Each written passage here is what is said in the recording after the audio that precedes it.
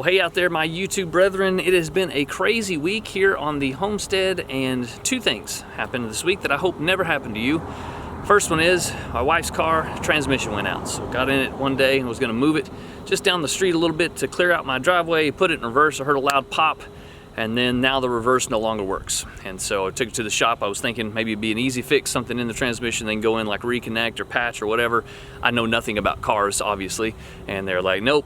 Total transmission redo is going to be $3,500 to $5,000. So great. The car's worth about $5,000 total in the best case scenario. So not sure what to do about that. I am living without payments at the moment, which is really nice. I'm not sure how much longer that is going to last. And then 2 days later, went to my property here that's behind lock and key and grabbed my boat and took it to my house so I could charge it, make sure it was charged overnight. And got out there the next day. I hooked up to it, went out to the lake, put the boat in the water, drove all the way across the lake to my little spot that I was going to go to that day, and I realized that somebody had come.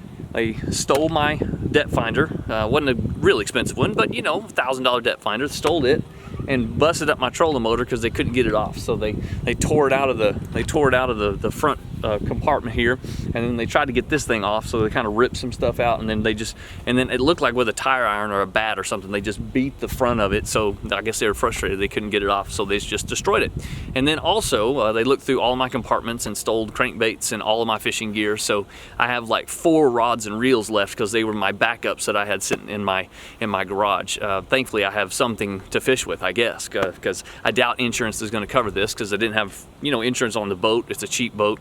I never thought anything like this would happen in my little bitty town. I live literally a block away from the police station, and I didn't think something like that would take place, but it did. And so anyway, I hope this stuff never happens to you, but this is just a small warning to you, maybe a little bit of heads up. Take care of your stuff. Don't take it for granted. Make sure it's locked up.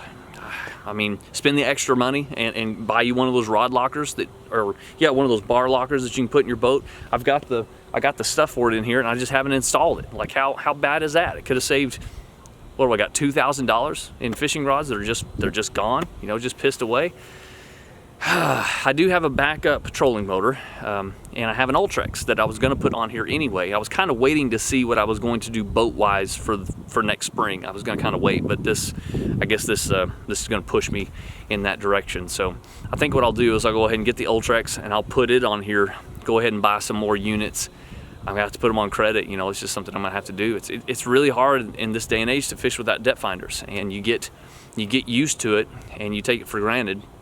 And and when you don't have them, you're kind of resorted back to just beating the bank, which is fine. I mean, I guess I could do that the rest of the fall and then worry about it in the early spring. I don't know what I'm gonna do. So all I know is it's almost deer season, and so thankfully maybe we can winterize the boat and not have to worry about it very long. But dadgummit, I want to fish through the fall, like Thanksgiving into early December. That's a wonderful time to fish up here for walleye and smallies, and it really gripes me.